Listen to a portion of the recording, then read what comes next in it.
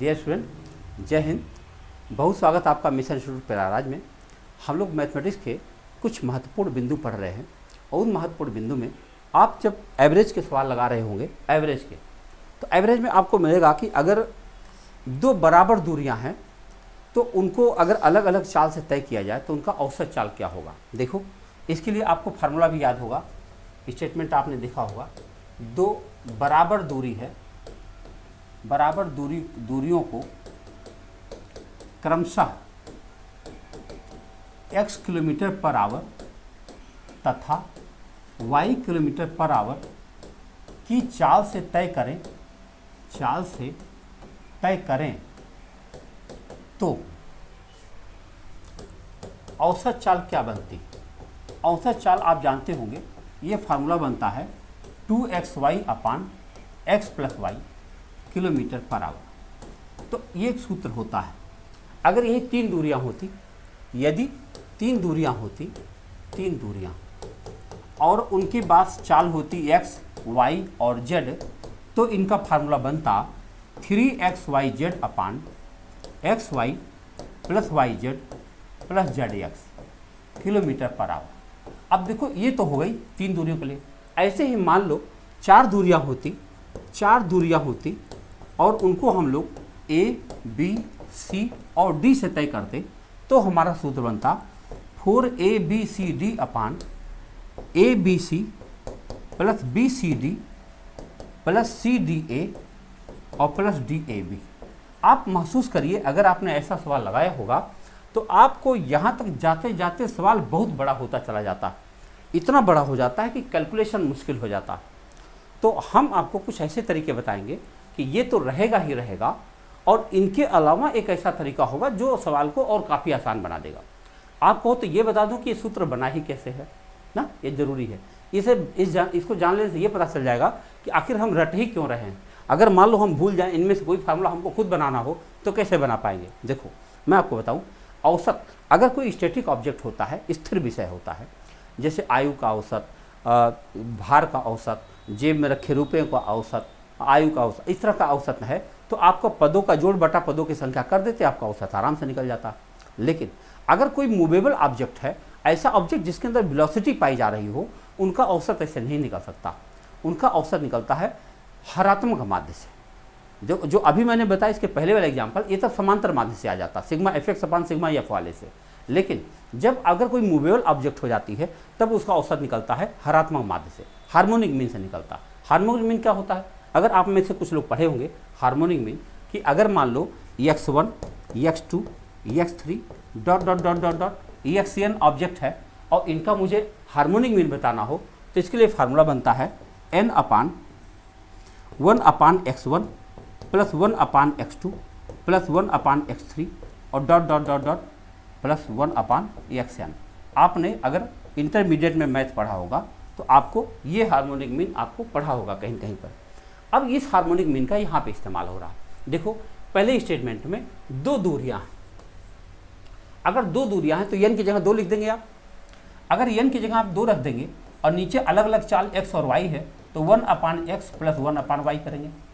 जब इसको सॉल्व करेंगे तो ये बनेगा 2 अपान x प्लस वाई अपान एक्स वाई, और ये जब अपान एक्स वाई जो है ये घूम के ऊपर जाएगा तो ये फार्मूला बन जाएगा 2xy upon x plus Y. मैं खाली ये बनाने का तरीका बता रहा था आपको।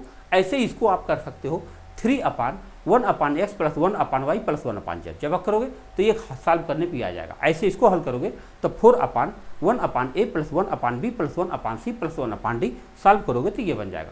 तो ये फार्मूला होता देखने में तो ठीक है, लेकिन जब इस पर बड़े सवाल बनाए जाते हैं या डिजिट बड़ी कर दिया जाता है तो इसका कैलकुलेशन बहुत टफ हो जाता है। तो आओ दो तरीके से इसको समझाने की कोशिश करते हैं। दो तरीका का मतलब हुआ कि मैं कोई एग्जांपल लेता हूं और उसको हल करके देखता हूं और उसे दो तरीके से हल करके दिखाऊंगा। जैसे मान लो कि एक लड़का है, वो कहीं गया है 40 किलोमीटर प्रति घंटा की चाल से, 40 किलोमीटर प्रति घंटा की चाल से गया और वहां से वापस आया है 60 किलोमीटर प्रति घंटा की चाल से वापस आया और पूछा गया है कि पूरी यात्रा में उसकी औसत चाल बता दो। सूत्र अगर हम लगाएं तो सूत्र हमारा बन जाएगा 2 गुणा 40 गुणा 60। गिनती इतनी बढ़िया है कि आपका मन करेगा कि यही रहे तो अच्छा है। देखो 2 गुणा 40 गुणा 60 अपान 40 प्लस 60 करेंगे 100 हो जाएगा। ये दोनों जीरो कट जाएंगे, 2 चौके 8 छक्के 48। आपका आंसर बन जाएगा 48 किलोमीटर प्रति घंटा। ठीक, लेकिन ये तब अच्छा है जब गिनती इतनी प्यारी हो जितना अभी मैंने लिखा है। कहाँ होता है ऐसा? आप लोग अगर मैथ के विद्यार्थी हैं तो आप देख रहे होंगे कैसी कैसी गिनतियाँ मिल जाती। तो एक दूसरा रास्ता भी बता देता हूँ। जब चाल है 40 और 60 की, तो मैं 40 और 60 का एलसीएम लेता हूँ। क्या लेता हूँ? एलसीएम। कितना हो जाएगा भाई? 120। एलसीएम हो जाएगा 120। और मैं मान लेता हूँ कि जो दोनों दूरियाँ हैं वो 120 और 120 की हैं। 120 ये भी है और 120 ये भी है। आपको औसत चाल का एक जनरल फार्मूला मालूम होगा आपको कि कुल दूरी बटा कुल समय, total distance travel upon total time taken. तो टोटल डिस्टेंस, अगर हमने दोनों दूरियों को 120 मान लिया तो टोटल दूरी कितना हो गई? 240 अपॉन कुल समय कितना लगा।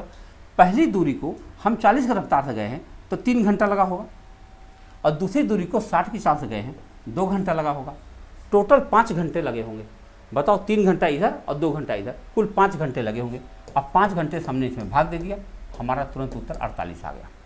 आ गया कि नहीं आ गया? ऐसे ही एक और अगर हम एग्जाम्पल ले लें, देखो 3 दूरियां ले लेते हैं। देखो क्या ले लेते हैं?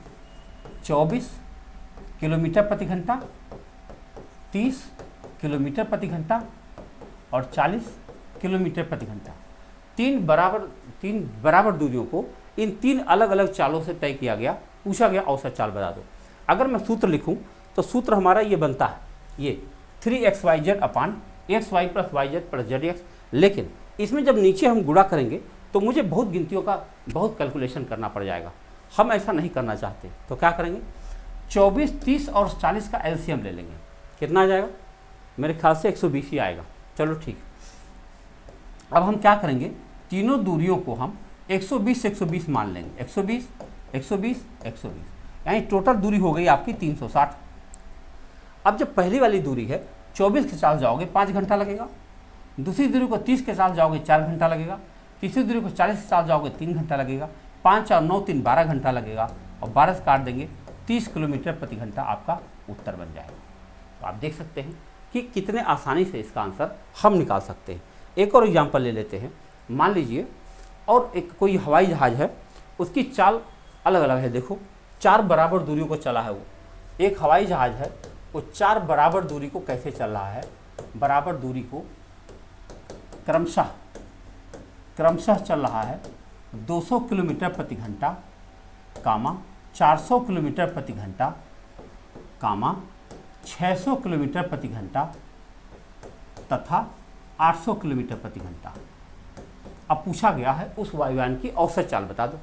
भाई अगर मैं इसको इस फार्मूले में रखता हूँ, जो कि फार्मूला आपके सामने यहाँ पे है, यकीन मान लो 200 गुणा 400 गुणा 600, 400 गुणा 600 गुणा 800, इतना जीरो बन जाएगा कि आप एकदम थक चुके होंगे, आपसे होगा नहीं।